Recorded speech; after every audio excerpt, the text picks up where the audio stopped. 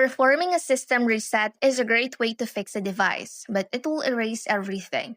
The single most important step is to back up your data first. I'll show you the easiest way to do it for your phone. Could it be an iPhone or Android? For your iPhone, the simplest method is a full iCloud backup. Go to Settings, tap your Apple ID banner at the top, tap iCloud, then iCloud Backup.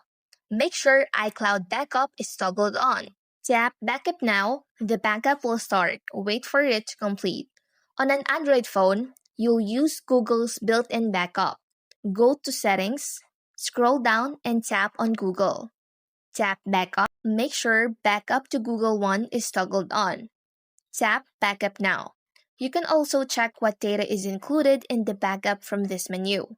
Once your backup is complete, you can perform your system reset with confidence, knowing all your important files and memories are safe.